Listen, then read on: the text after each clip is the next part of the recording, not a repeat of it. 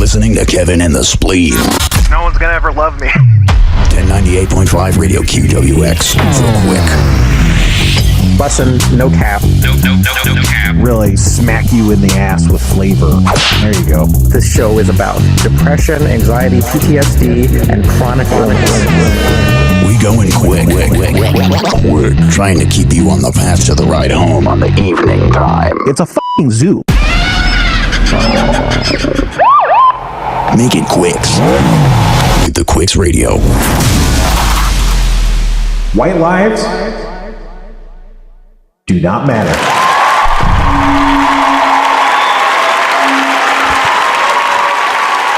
Hey everybody, how's it going? It is the Spleen, and I'm sitting here with Kevin, and I've been going through a real tough time on the drive home to the road to your evening time, baby. That's right. What's your tough time, Mr. Spleen? You might have to take the wheel on this one. I don't think I've ever seen you this sad. Kids. She took the goddamn kids, Kevin. Oh, I'm so sorry.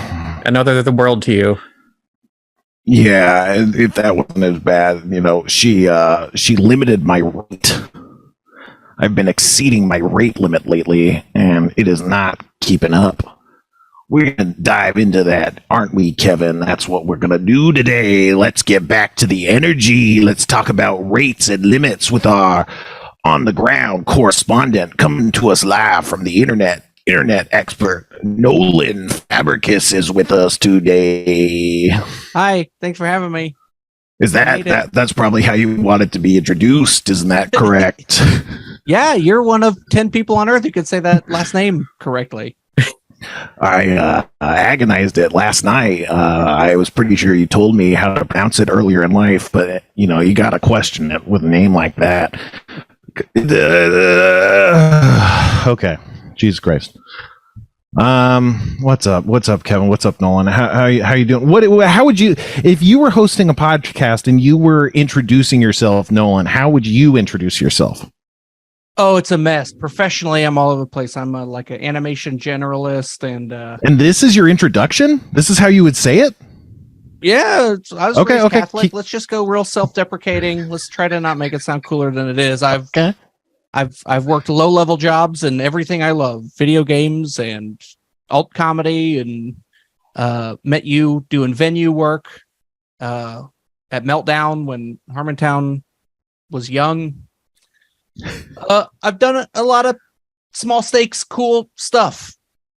Small steaks. Now that sounds delicious. Hey, okay. So you worked in games. I mean, I know you as an artist. You know, you're an artist. You're a classic artist. I don't know how much art you've done, but I think of you as an artist. But yeah, you've worked in the venues and the comedy scene and stuff. You know, I don't know if you guys know this, listeners, but James Austin Johnson is a true treasure that America has discovered. And the thing with talent is talent can potentially find its way. And I don't know how much I want to put, you know, Nolan's brand on that, but I remember a conversation with Nolan where Nolan's like, you got to come on this podcast, man. This is like the funniest guy on the fucking planet. And I'm like, okay. He's like, no, you don't understand. Like, he does these crazy impressions. It's like incredible stuff. It's like groundbreaking stuff. And I'm like, yeah, all right, Nolan. And then he goes on SNL and he's like a fucking whirlwind sensation. You know, he's like a huge, there's new cast members all the time, you know, but I think he made a huge fucking splash. And then I was like, wait a second, Nolan wasn't blowing smoke out of his ass. So I don't know, like you have an eye for talent. You're a creator of powerful works, you know? Yeah, you're very adaptable. I'm a real kingmaker. There was I worked at Meltdown, which did Harmontown, and then I worked for Harmontown directly when Meltdown became an unviable job. And then from Harmontown to Starburns, and from Starburns to the Breadlines, and then to now I work on Bob's Burgers. But in that time, there was just a very funny bar show in my neighborhood called Rod Stewart Live. I didn't have a comedy venue to hang out in. Yeah, I mean, all three of the guys who hosted Rod Stewart Live were very funny. The host of What Things Are What Things was Zach Pugh, and James Austin Johnson was the Ken Jennings of the fake game show that was What Things Are What Things, which still has an Instagram page, and I found out Libsyn is still billing me, so that podcast should still be up. Oh boy, you got to get that switched to Acast or something. I don't know. But yeah, he's a buddy. He came out of the womb as a fully formed performer. It was kind of shocking to be in a room with him and realize that the world hasn't found this guy yet. That was the tone of how you talked about him. You were like blown away. You're like, Jesus Christ, someone has to buy stock in this guy. They're gonna be rich. Yeah, he was. How do you put it? Like he grew up in Nashville, and his family was like a Christian. They founded like a Christian college. So he was, as a youth, he was in like all these Christian production companies. He was like on camera a lot and learning showbiz basics as like a little kid. So when he got to LA, he kind of knew how the game was played. And the rest of us, I mean, to me, to this day, I'm still on skates. I'll never really swim with the current working in showbiz, but he always got it.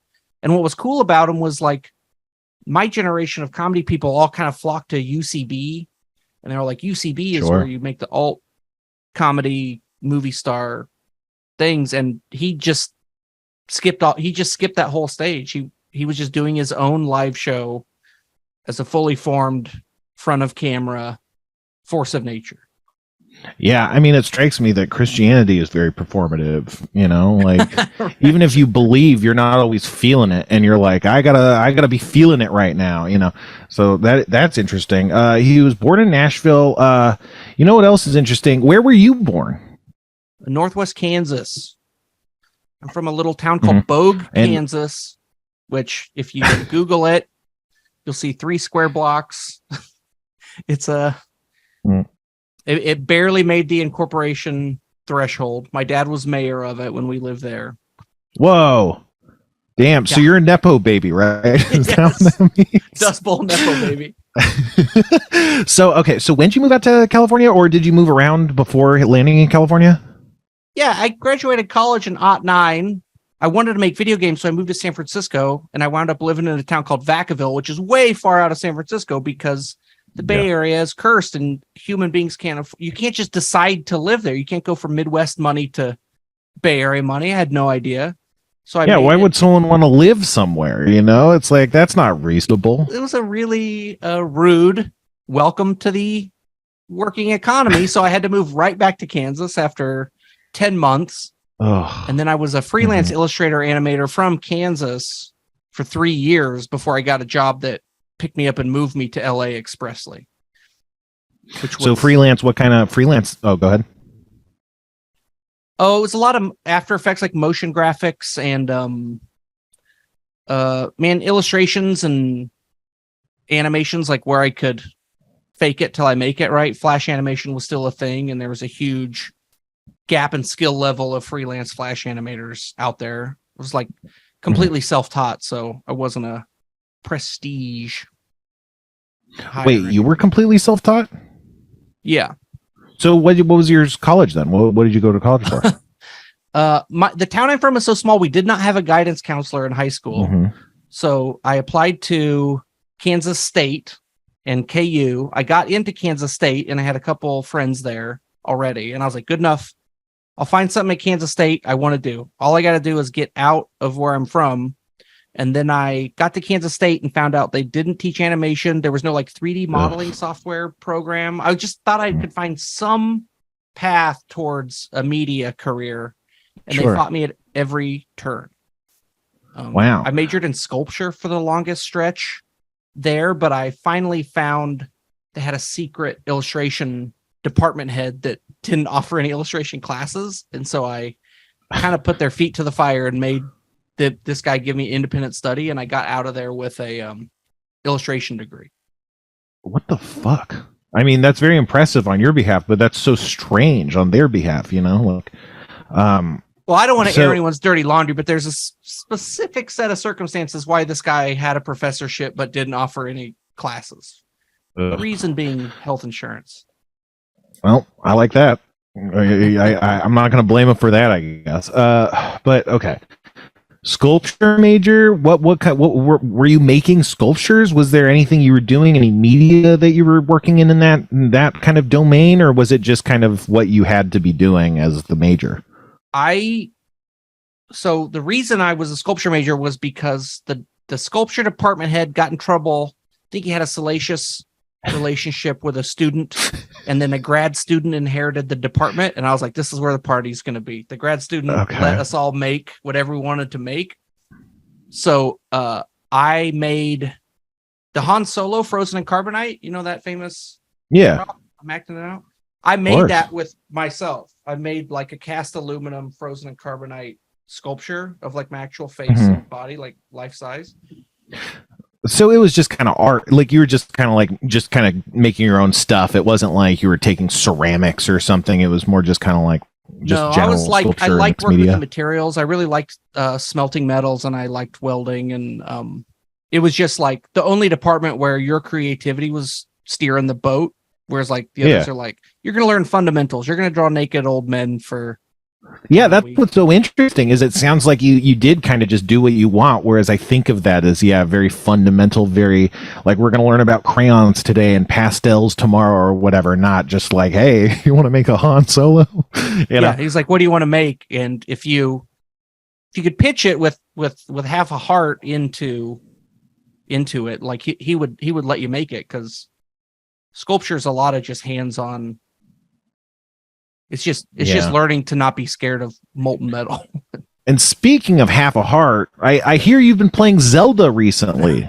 Hey, isn't that a good transition, man? Yeah. Oh boy. Yeah, I beat it, dude. It's I think it's the greatest game I've ever played. It's so it's really unreal what they've shipped on a Nintendo Switch. It's beyond a game. But that's the thing, is like it's just like Nintendo's good at like proving, like pushing against the common like myths of the industry, you know. But it was like I mean, I don't know. I'm a contrarian, whatever. But I liked Breath of the Wild when it came out, but like I went back and was replaying it, and I was like, oh, this kind of sucks. And like Tears of the Kingdom just doesn't. And the reason that Breath of the Wild kind of sucks is because it's like, here's this amazing world, go out and explore it in a million different ways. Look, we have Octorok balloons, we have a Korok seed, or Korok leaf rather. You know, you can chop down a tree and light it on fire, and it's like, okay, I did all that. Now what do I do? And they're like, you can make food, and I'm like, what kind of food? And they're like, you can make like mushrooms or like apples, you know, pizza. And it's like, you can make pizza. Right, but it's like it's all just mushrooms and apples at the end of the day. And they're like, well, what about like, can I make kind of special food? And they're like, sure, you can resist lightning, heat, you can resist fire. And it's like, well, what else? And they're like, you can resist ice. You know, it's like that's not what craftable subsystems are about. It's like just creating a series of like resistances, you know. And similarly, the powers they gave you were very, you know, one-to-one. You know, people did use them really creatively, but they were very just like simplistic kind of like ball and socket joint kind of concepts, lock and key. You know, you have this to solve that, which is very traditional Zelda. But when it's this big open world experience, that feels very flat comparatively, you know. And in Tears of the Kingdom, like all of those critiques, they were like, yeah, no, let's fill out these ideas, not just like give the baseline first thought what it can be. You know, we'll give you stuff, and you can use the stuff in the fight, and you can fly around on the stuff, and you can turn the stuff into a robot, or also you could just drop the stuff on someone's head, you know. And right, like it's if you were pitching a game or had to get your game pitch approved by your corporate overlords, you could be like, we're going to make a game that's all things to all people. It's like you can do everything, anything you can see, you can grab and make your own and glue it to anything else. And it wouldn't work as like a pitch. Like it had to be the sequel to right. Exactly. The previous best game of all time. Like making a game that's all things to all people should be impossible. And what they've done is, dude. Yeah, it's awesome. I mean, you know, when I first started, I would be streaming it. And during the stream, I would just have like 2-hour chunks where I was just in like outside of Terrytown, just like fucking with different vehicles and stuff. And I would just spend so much time just like fucking with vehicles, most of which never worked, but it was just like, that was what's fun for me. Because again, it's like, to me, it feels like, what if Zelda was Minecraft, which Did you ever you play write that down. Besieged? It's stupid. Besieged? There's a Steam game called Besieged that I played years ago. And Kevin, look this up. It is what the Zonai aspect of Tears of the Kingdom is. But there's no strategy sandbox game. Okay. You're not like a person in a space. You do build, you're given a goal and you build a machine to accomplish the goal. And it's made of like medieval materials. So it's like you have lumber and iron and the stresses your machine puts on itself. Usually you're fighting against your machine's own inertia from pulling itself apart. But Besieged is when I saw the trailer for Tears of the Kingdom that had Link riding that DIY wooden car with the wheels, I was like, oh, this is Besieged. They've like grabbed Besieged and made it work in Zelda, which that's not a knock, but Besieged is like, it deserves all the credit. Yeah, it's just I don't know. It feels very sandboxy in a way that, like, I don't know, Breath of the Wild felt like an empty sandbox. Like, the thing is, like, you could go in all these directions in Breath of the Wild, but most of them weren't very fun. And so I think in Tears of the Kingdom, basically anything you can do is relatively fun. But yeah, I don't know. You do feel like a density of life. The web of like life or characters that interact with you, and like everything is knit together in a more dense way. I think it's a little overwhelming how many things are like pulling at my attention. Yeah, it is overwhelming, which is again like Minecraft. Like, but that's the thing. It's just weird. It's weird to say it's like Minecraft because I feel like to most people that'd be really off-putting. But it's like Minecraft does a lot of different things to a lot of different people, and so it's like different parts of that like can be what people like. Like in Minecraft, you can just collect a bunch of horses and find the best horses and have the prettiest horses. And you could do that in Zelda. Which brings me to my next topic. I think I'm a narcissist. So, okay, I've been talking about narcissism on the podcast. I talked about this podcast I've been listening to called Navigating Narcissism. And it's interesting because, when you start listening to the podcast, you start breaking down a lot of things you see in reality in terms of narcissism, especially with respect to like abuse cases, like the Johnny Depp trial and stuff. Like, I don't know. You just see a lot of things in terms of narcissism. I talked last week about how I think that you can see the Trump cult as a form of kind of institutionalized narcissism. But throughout this, when I've been listening to it, there's little pings of like, she'll say one of these things like, of course, a narcissist does not actually have a high opinion of themselves. It's this like persona that they craft because they're deeply insecure. And I was like, hey, that kind of rings a little bit true. But then they go on to be all like, and then they gaslight and all this other stuff. And I was like, I know I don't do that, And so, but just most of the time, it's like the most horrific things you've ever heard. And I'm like, this is insane, And, but then every once in a while, there's just this or that. And I'm like, that does feel kind of like how I emotionally react to things. It's just, I don't take it this far, right? And then towards, getting current to where it is now, she's been saying more and more of this stuff about the concept of a vulnerable narcissist, which is a different kind of narcissist. And anytime she's like talked a little, she doesn't talk about it very much because most, I think, of the time people are dealing with grandiose narcissists. That's like what you typically think of. But then she said it, she only talked about very briefly about little things. And I was like, wait, but that actually sounds closer to me than like what you have been describing. And so then I finally like looked it up and hold on, let me just actually fucking pull it up. Kevin, talk. So let's say, Nolan, hey, we dude. first met at Nerd Melt. Yeah. When I was kind of losing my mind trying to figure out how we were going to film Harmontown. Do you remember that? Like, you seem like the most composed person in the room. That's why I wanted to hang out with you. Well, so for those that don't kind of know what happened, like me and Dan talked for weeks, months about how we were going to like turn Harmontown into this video production. And then I get to Nerd Melt for the first time to go look to see how we're going to do this. And like, I think that's probably one of the most unfilmable locations ever. There's posts everywhere. It's got so many posts. That's the thing. And also just like there's the chairs are everywhere. I don't know. And the like, low ceilings. The ceiling's like 5 feet tall. You want a low ceiling in a comedy venue. But you don't want to film in a comedy venue the way we wanted to film Harmontown. That's what made it the best venue in town. You're swimming against the current in so many ways. It's so unconventional in so many ways. I mean, no, I think for performers that is what you want. You know, it's just we were trying to do something that wasn't pure performance. You know, we were going after I think tourists. It was amazing. It's never there's never going to be a venue like that. You know, I don't think at least. Sorry, continue. Those were the glory days. Like I was paid pennies to work at Meltdown, and I loved it. Like I'm way behind on paying student loans back for a largely worthless degree, as we talked about earlier. But I was stage manager there for 5 years, and every day of work was like a blast. You worked with the coolest people. You met your heroes like once a week. Like it was.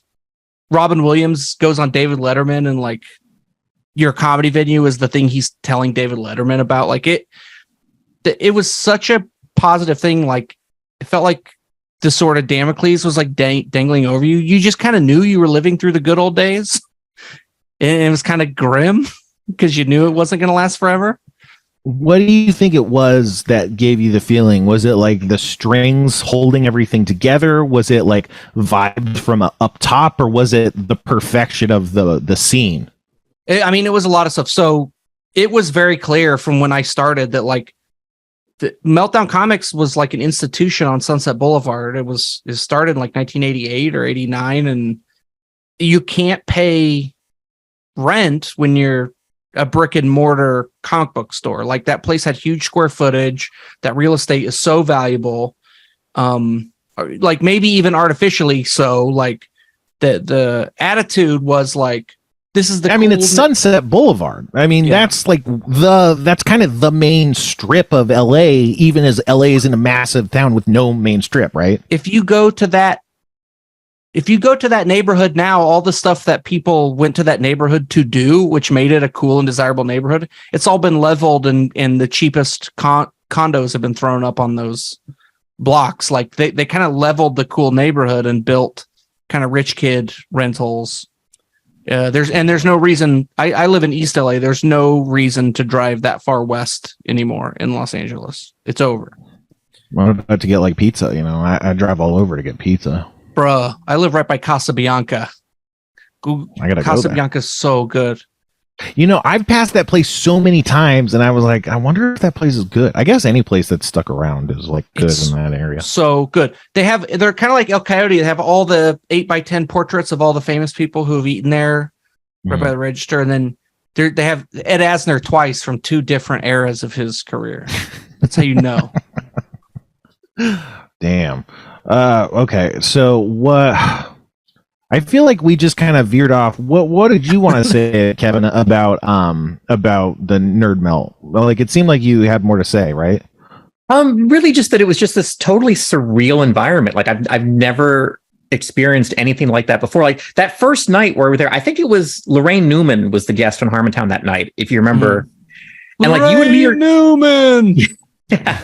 And like. You and me are sitting there talking about cameras, and then Zach comes over to help, and then Lorraine pops up out of nowhere, and she's like, well, if I was doing this is where I'd put the cameras. And I'm like, okay. And that's where we ended up doing it, too. Yeah. It was 100% right. We might owe her money now. Well, you're kind of, I mean, you go around, right? Were you in Hollywood very often before this, Kevin? Was this like obviously you weren't doing like weird stuff like video placement, camera placement, but yeah.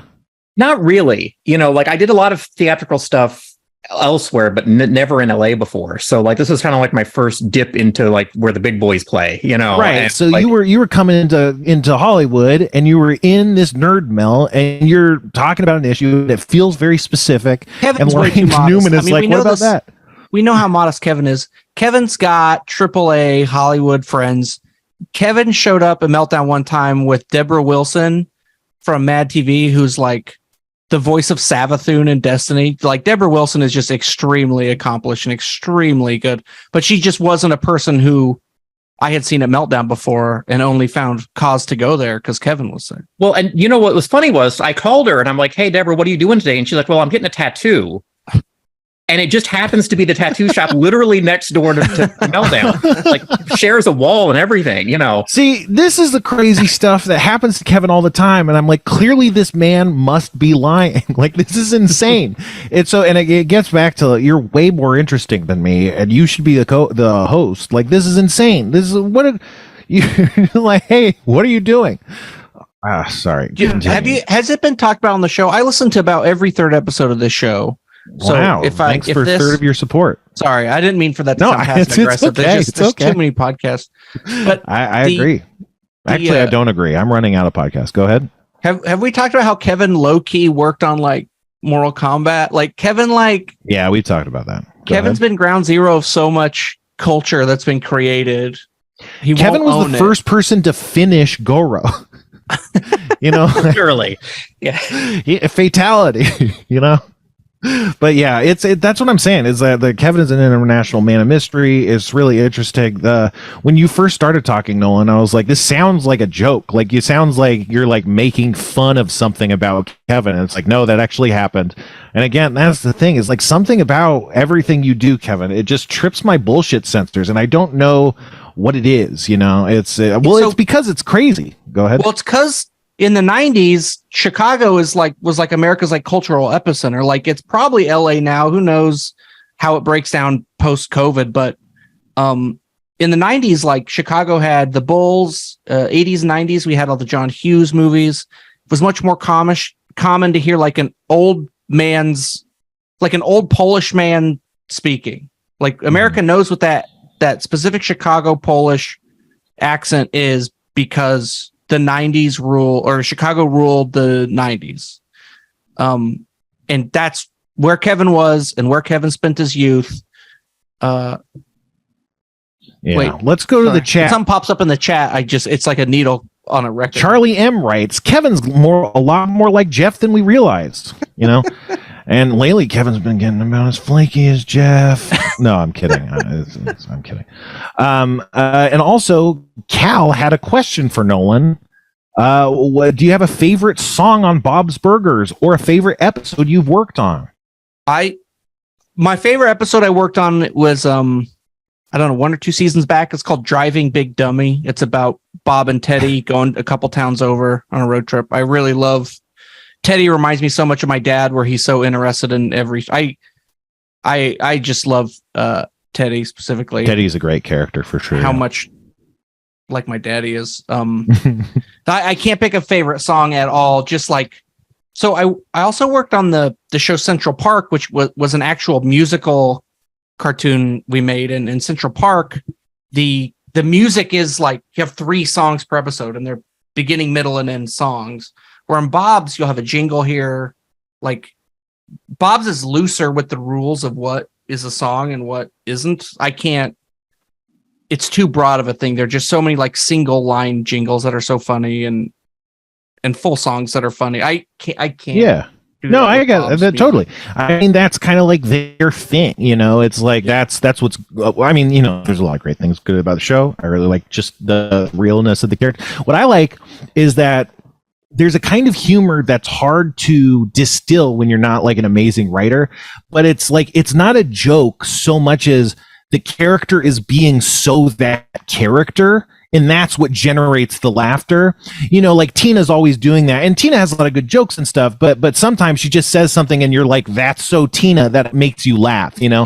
And they're really good at that, and I think that's a really good source of humor that is harder to put a target on and shoot for than, you know, quips and puns and whatever, you know, basic joke constructions. Yeah.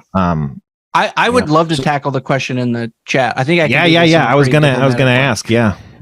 So Nikki Chuck asks, how was it working with Chris Hardwick?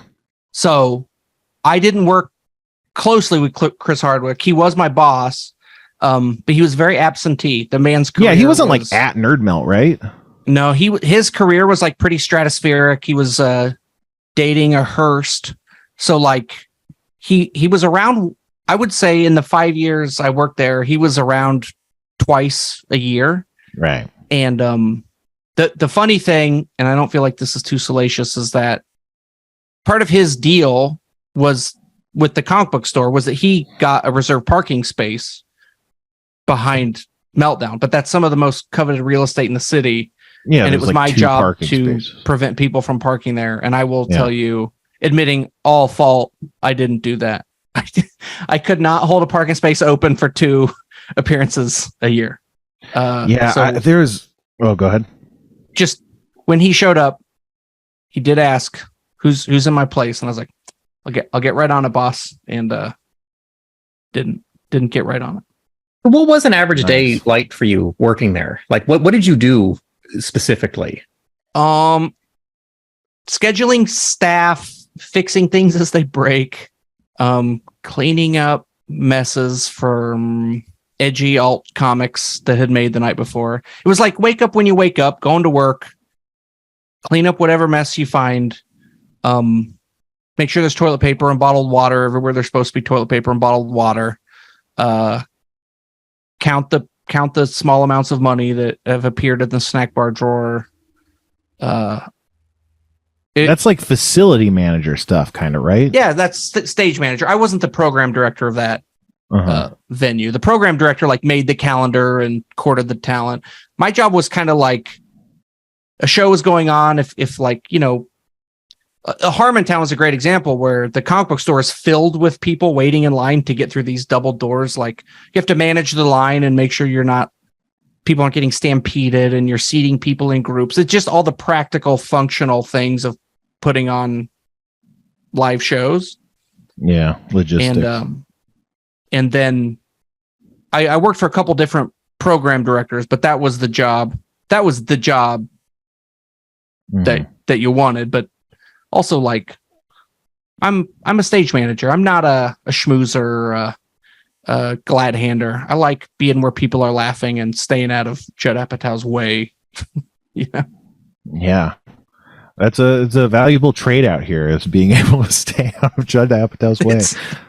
Did you watch Pen 15? Yeah. In Pen 15, these 2 best friends figure out that one of them is front of house and one of them is back of house. I've never seen that portrayed anywhere else, where 2 friends who they like the same stuff, they figure out one of them's like, I'm the person who wants the eyeballs on me, and the other person's like, I am the support. I am the support character. That's how I would describe it. Like in LA, you're gonna fight your whole life to be in front of a camera, or you're gonna very gracefully decide you're gonna support the people. I think the support people have it figured out, because they're not the ones constantly selling themselves. Yeah, it rules. Selling yourself is awful and exhausting, and you're marketing more than you're producing stuff. And also it's like you're not hired. I don't know. I guess it's all on the basis of your talent, but it's like when you're not, the personality or whatever, you're like, I have honed these skills.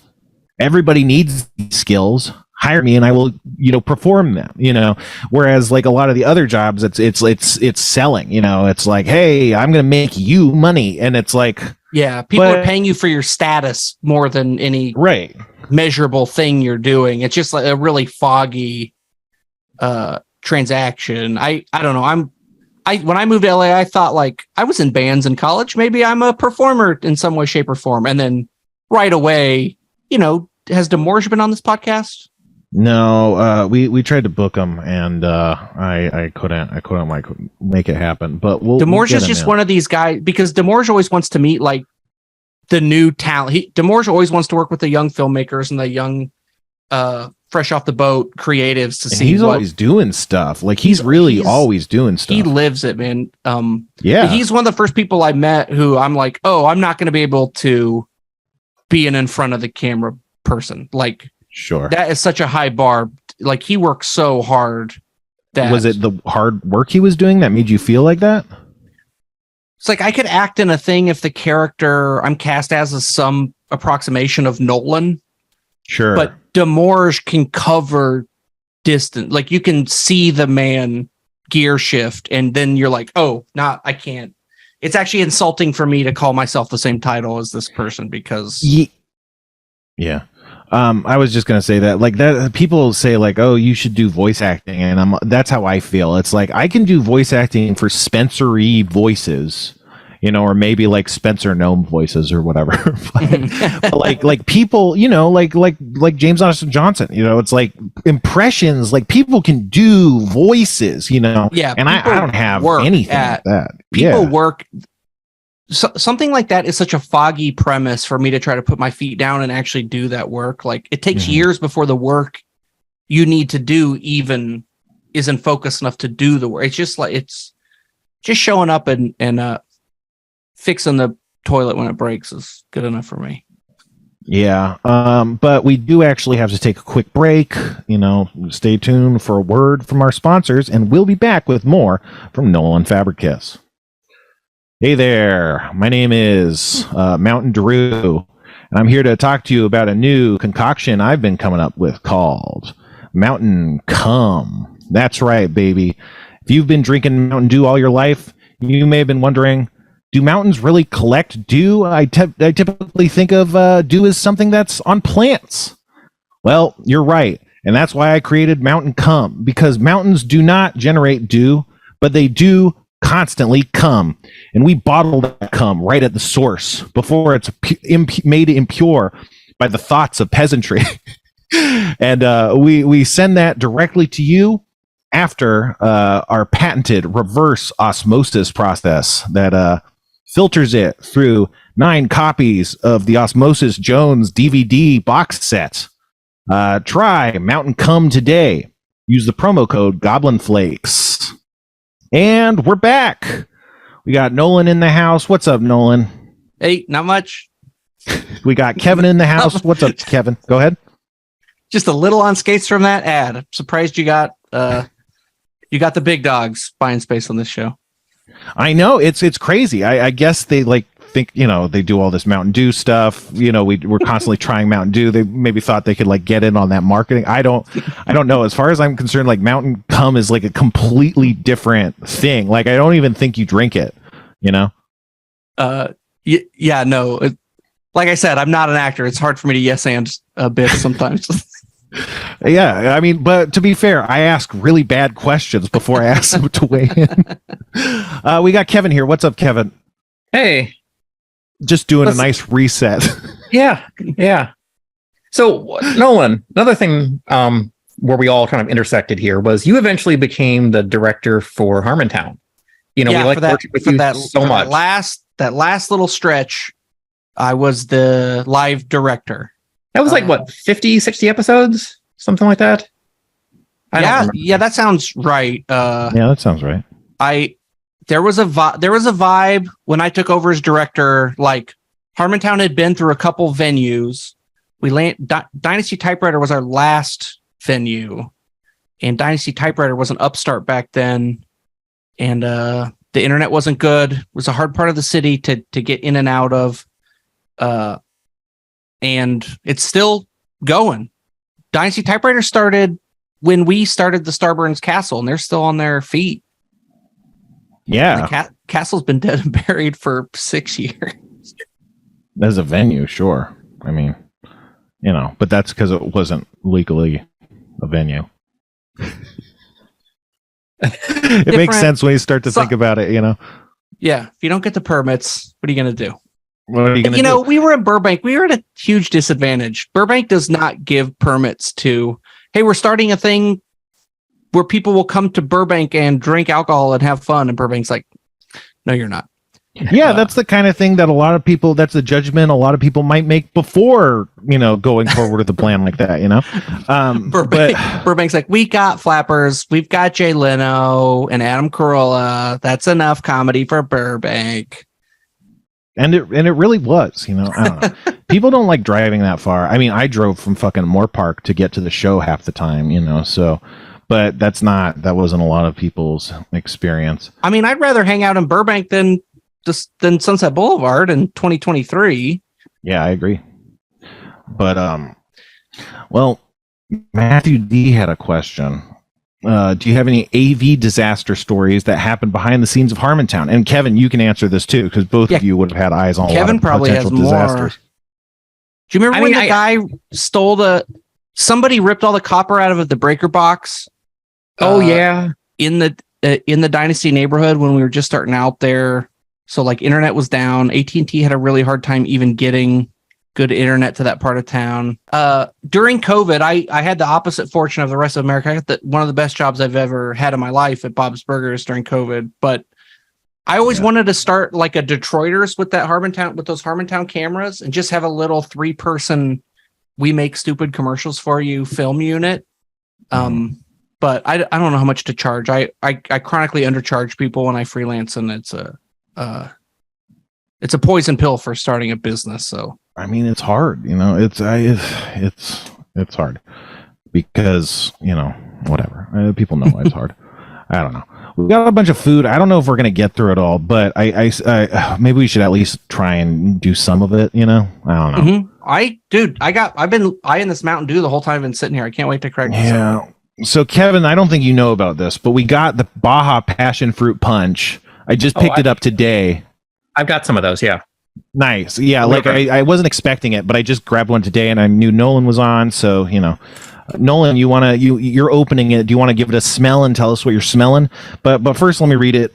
Do with a blast of natural and artificial passion fruit flavor. Got like crocodiles on the cover. The cover. If you just smell it, it kind of burns your lungs like smelling mouthwash. That sounds like a health problem. Yeah, I mean, to me, it smells like a vague fruit smell. And Kevin's got cans. Nolan's taking a drink. You want to talk us through what you're tasting, Nolan? It's an inch away from Baja Blast. It's very close to Baja Blast in flavor. It's a very interesting perspective for something that is being branded as artificial passion fruit flavor.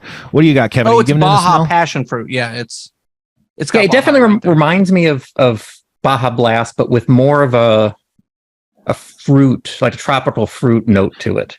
You're right, actually. I was kind of like confused when Nolan said it, but scent-wise, it does have some of this Baja scent, which is like this teal kind of scent to me, which is probably just because I know Baja is but to me, it smells like turquoise. It has like a turquoise smell to it somehow. It tastes...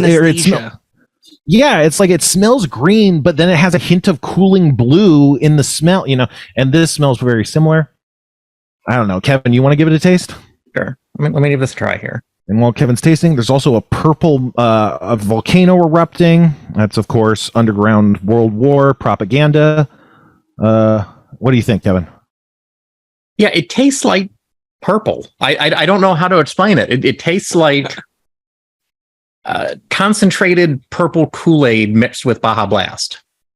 Yeah, it's weird because a lot of these flavors that are these purple, like Purple Thunder was like blackberry and plum or something, but it has this vague purple flavor.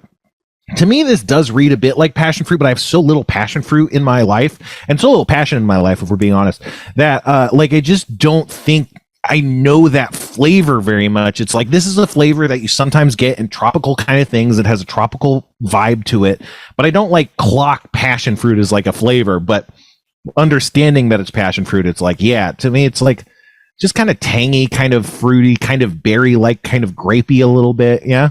Of the tropical tertiary flavors being like dragon fruit, passion fruit, a guava is the front runner. Like guava is the best tropical, tier. Yeah, I was going to say the same thing. Like, I'm definitely more of a guava guy. I do think that there's a little bit, maybe they're just similar, but I do think there's like vague hints of what I associate with guava in this. It's not clear, but just a little bit. But maybe that's just because of this tropical flavor, and I'm just misunderstanding it. I don't know. I know this is a spinoff podcast, but is Guava Guys a spinoff of a spinoff? Does that have Guava legs, Guys, Kevin? Does that have Mortal Kombat legs, Kevin? It does, yeah. Well, Guava Guys is for Patreons only. If you join the Patreon, you'll gain access to over 50 episodes and over 300 hours of Guava Guy podcasts. That's right. Each episode, did I do the math right? It's like 6 hours long, each episode of the Guava Guys. But yeah, I don't know. We also got you some chocolate, Nolan. Kevin, I got the chocolate.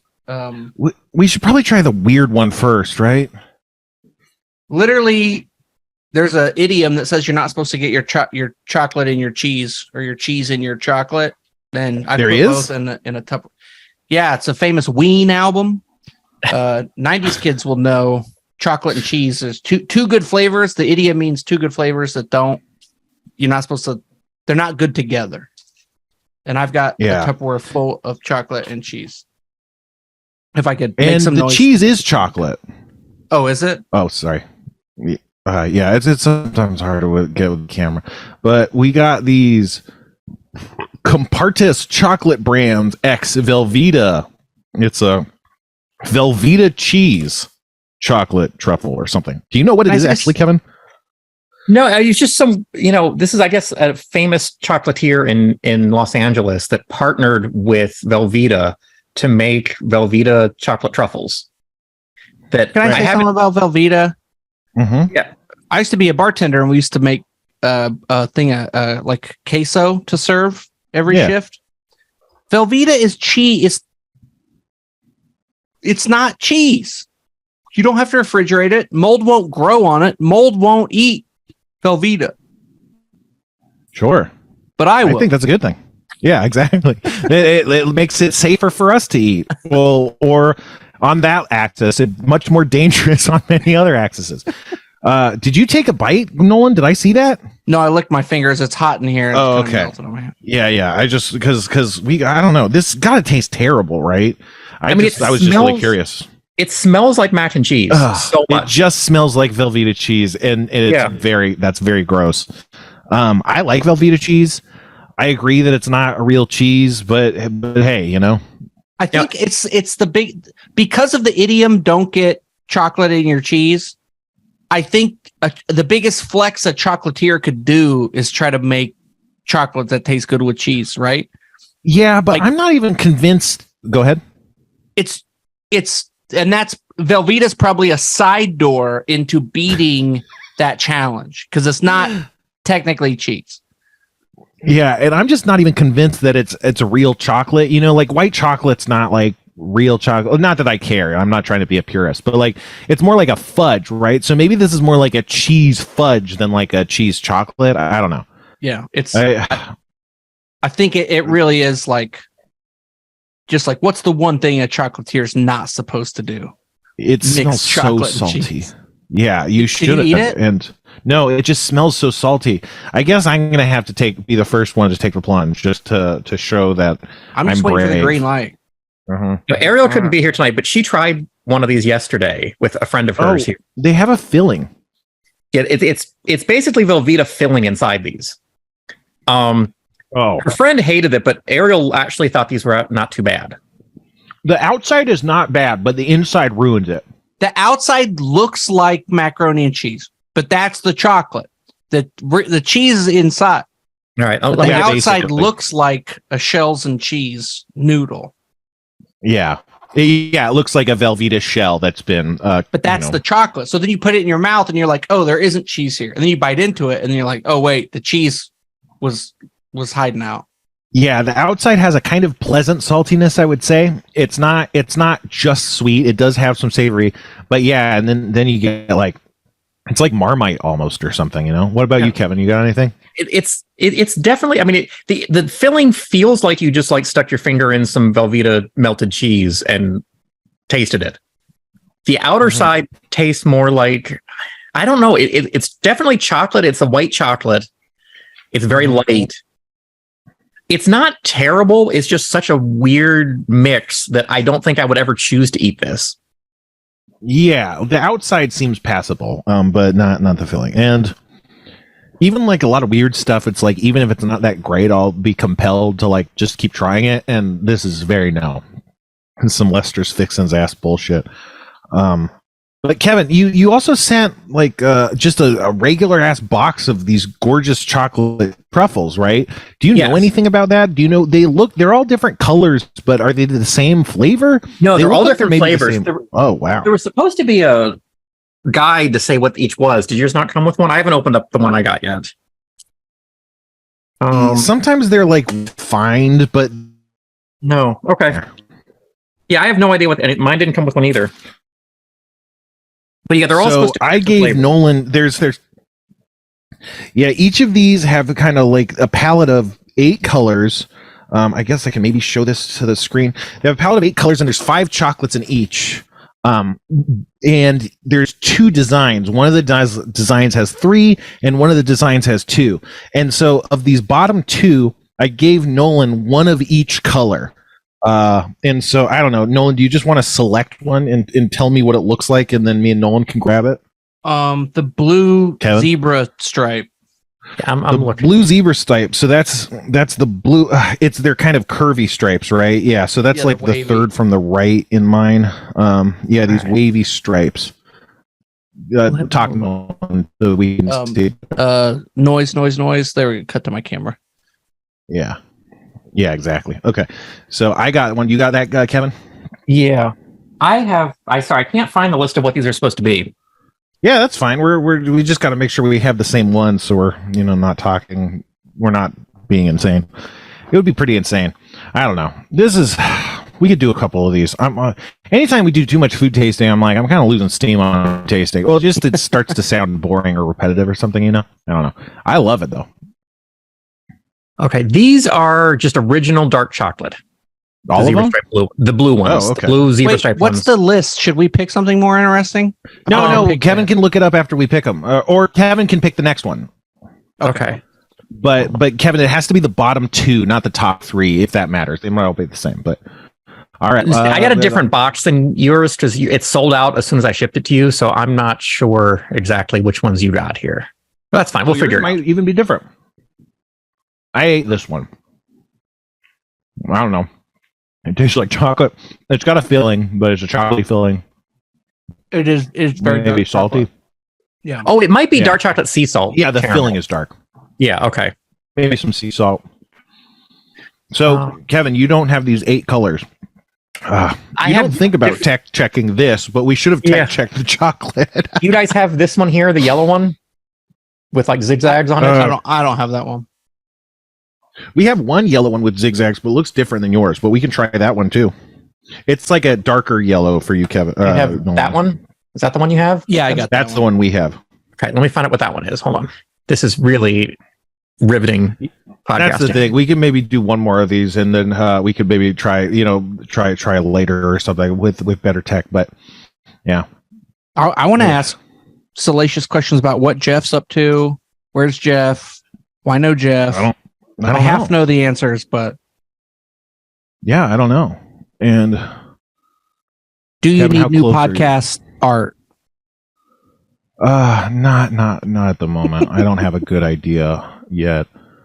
But hypothetically, Brian writes, I had a no scalpel vasectomy, but did use other instruments, not their hand. One small hole right under the dick.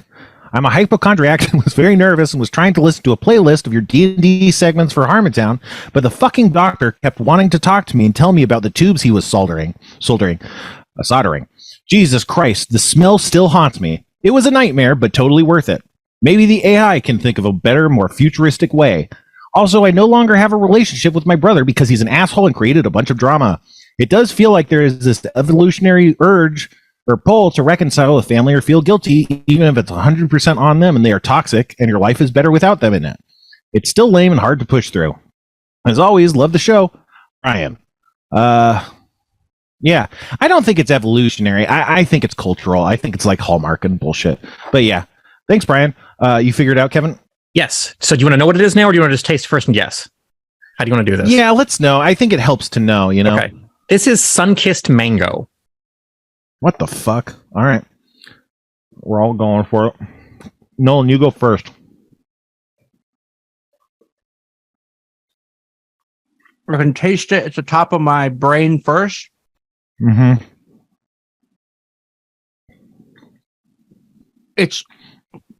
I'm getting a little like tropical fruit bounce to it, but I don't think I would have landed on mango without being prompted. Yeah, I would think more tangerine. Like, it doesn't get that kind of fruitiness that mango does, but I am getting the tang. And the chocolate just knocks it out. Like the chocolate encasing just kind of wipes it from your mouth before you can settle on it.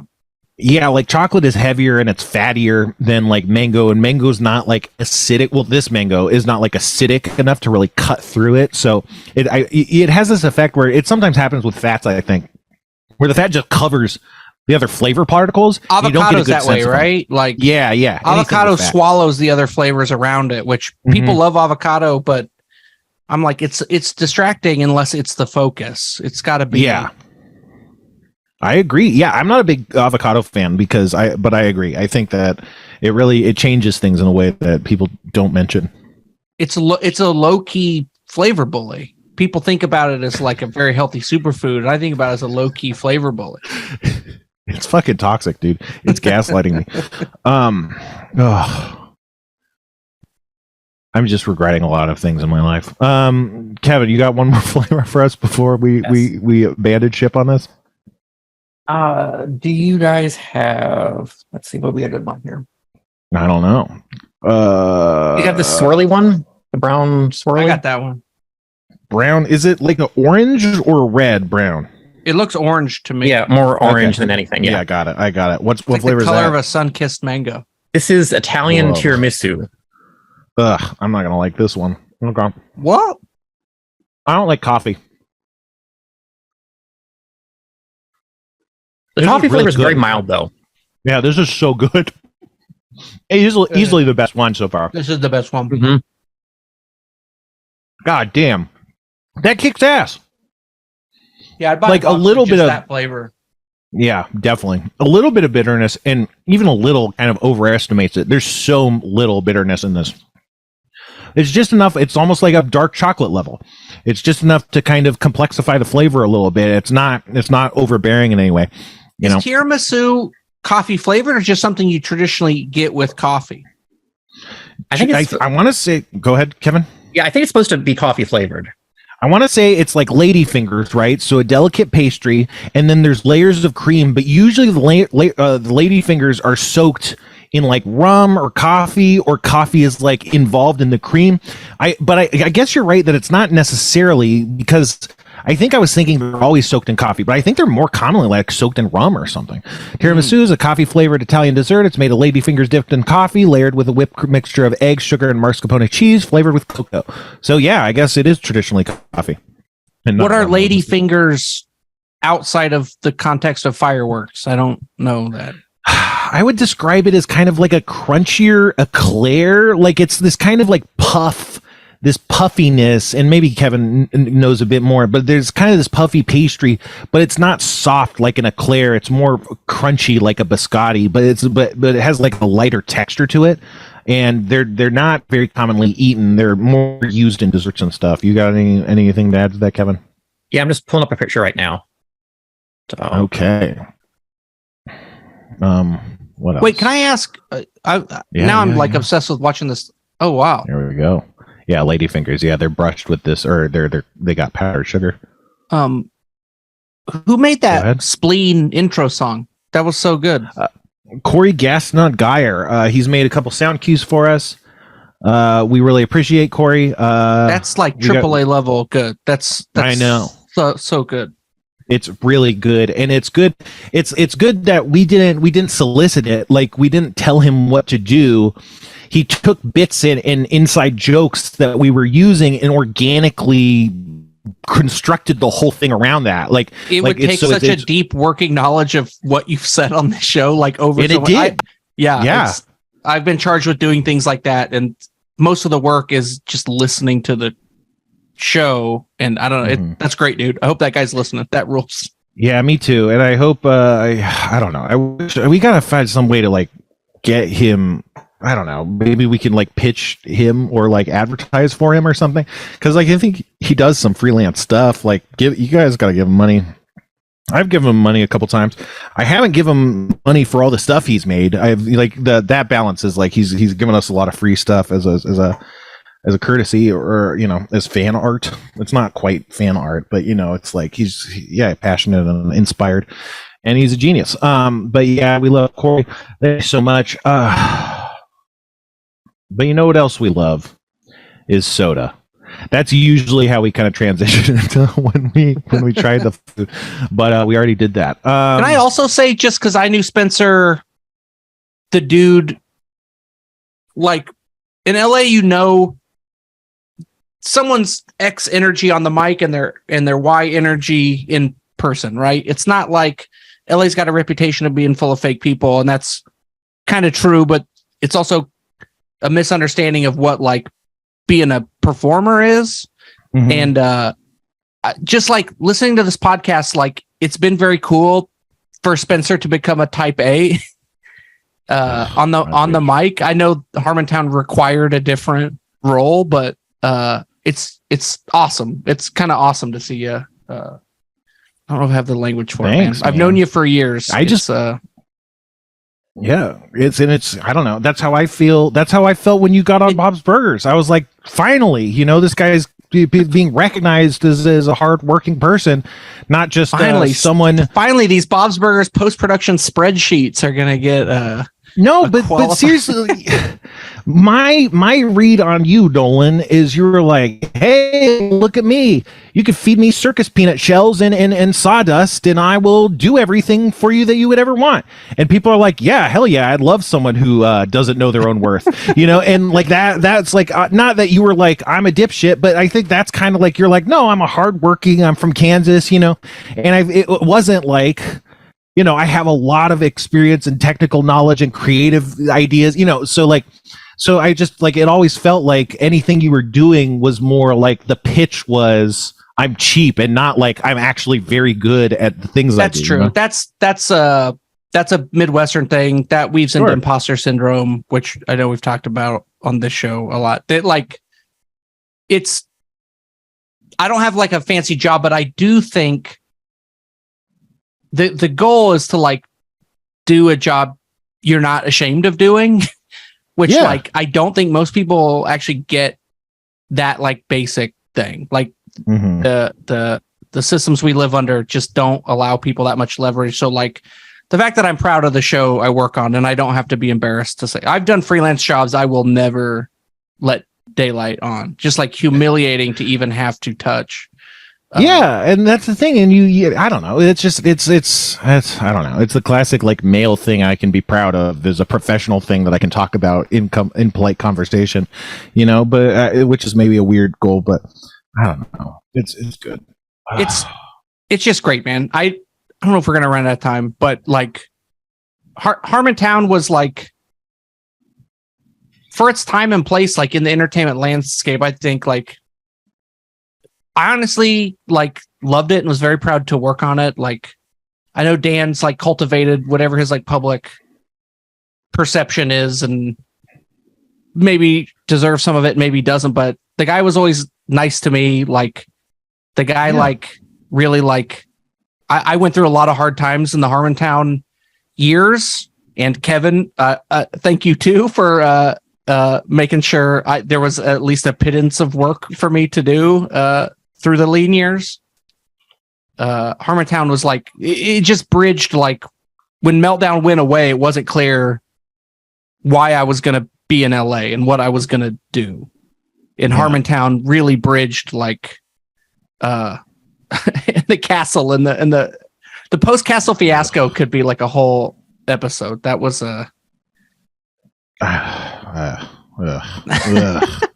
you don't remember it fondly? It all shook out so well.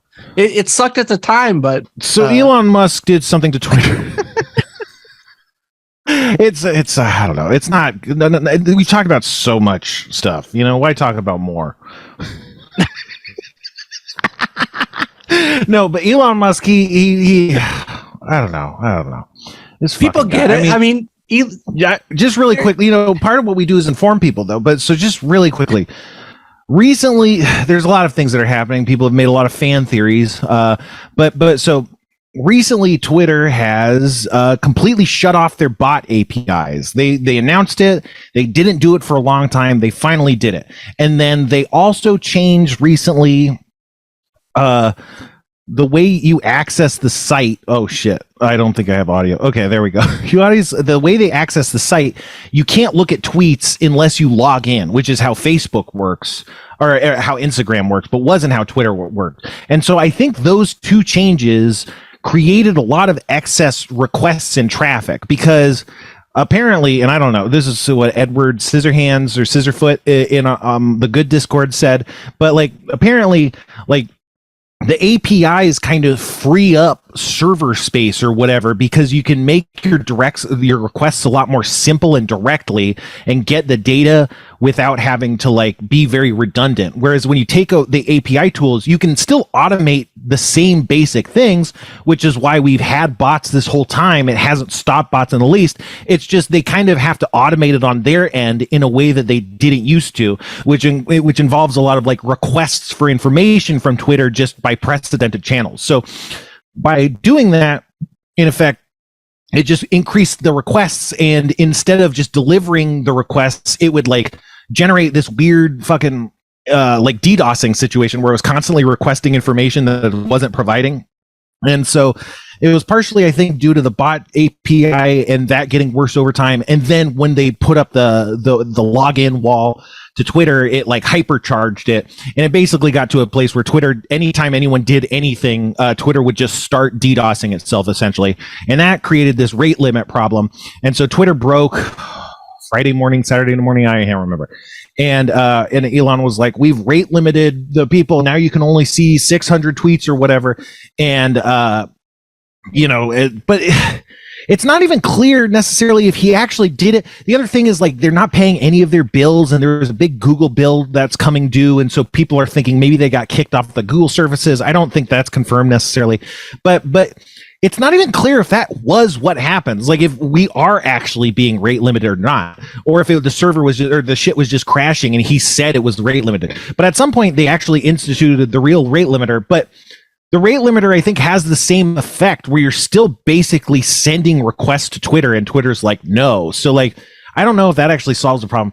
End result is you can only look at 600 tweets a day, except also sometimes you can look at more randomly, and it's unclear why that happens, which is again why I'm like, was it fake? Was it just he's saying that because it's crashing, and then it uncrashes so you can see more tweets? I have no idea, but it's just insane. And then people are like, what the fuck is going on? And Elon Musk is like, oh, it's so crazy how everyone's complaining about this. And then people are like, no, but seriously, what the fuck's going on? And he's like, some of these people need to like touch grass or something, but it's like, but what the fuck is going on? Like, that's what's so crazy is that just like literally there's no clarity on what is happening. I don't know. And then he was like, wow, this post got so many views. Wow, this broke a record. Yeah, the fucking CEO of the company explained inexplicably that he destroyed something for no reason and refused to elaborate.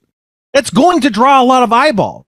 Like if you logged into Google and fucking Eric Schmidt or whoever the idiot in charge of Google was like, had a video saying, hi, I'm Eric Schmidt. You can't Google anything because I stuffed my dick into something and now Google doesn't work. That would be very popular because every time you went to Google, you would be forced to reckon with Google being broken and the guy telling you he broke it on purpose because he's a dipshit. And then he's like, wow, I got a lot of attention, didn't I? It's just fucking insane. I don't know. It's fucking insane. You guys have anything to say? I probably would have brought this up earlier, but we're having such a great talk. Yeah, it's been a lot of fun. Thank you for having me. Google is broken, by the way. I mean, the whole internet's breaking in slow motion right in front of us. I'd love to spend a whole day talking about how all the services we've become accustomed to thinking are normal are disintegrating as companies shoot themselves in the dick. Yeah, well, obviously Google's ruining itself, but Google specifically is like, search engines have this arm race where they define criteria for effective searches and then people game those, and then they define better criteria and people game those. So like that problem wouldn't be solved just by Google not being dipshits, but then they're also being bad on top of that for sure. What about you, Kevin? Anything? No, it's just I don't believe anything he's saying right now, just from me looking at what's been going on. Like I think it's just overloaded. They're trying to scale back way too hard on hardware and cloud stuff, and it broke. Mm-hmm. Like I can't effectively use Twitter at all at this point. Yeah.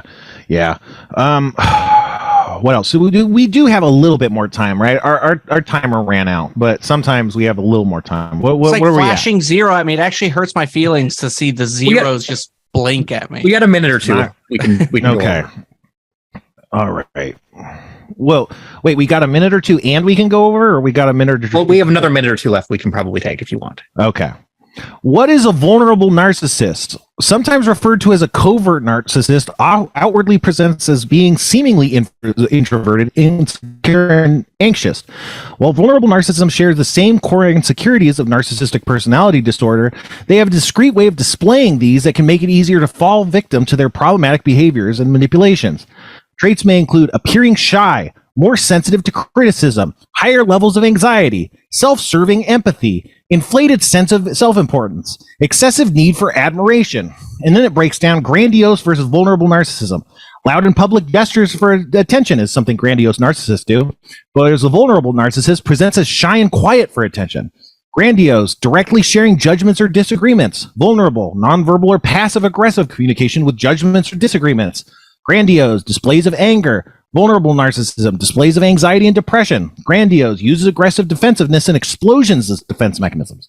Vulnerable, uses withdrawal and self-deprecation as defense mechanisms. So a lot of these don't even like scan as like narcissism, but all of them describe me as in spades. I don't know what to do. You're not a narcissist, bro. You're not a narcissist at all. I've met diagnosed narcissists.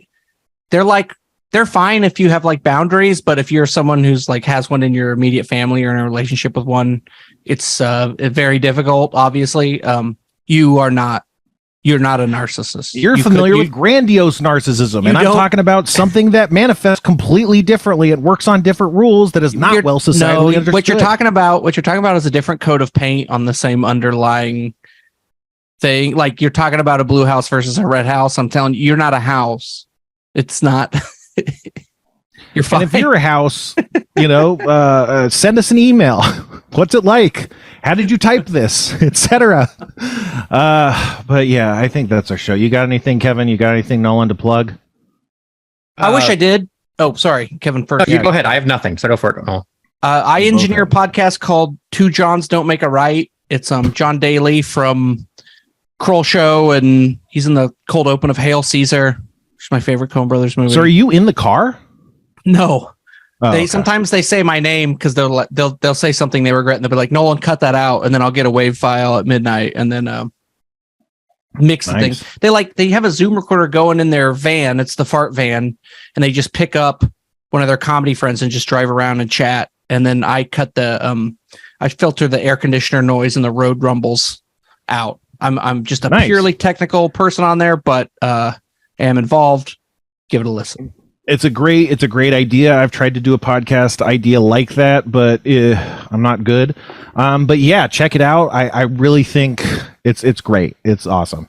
And Nolan makes it, you could give me money, patreon.com/thesixler, feed my ego, or, soothe my wounded pride, either way. We like to have the show the same time we do every time. Just go, Kevin. Just leave it. Just go.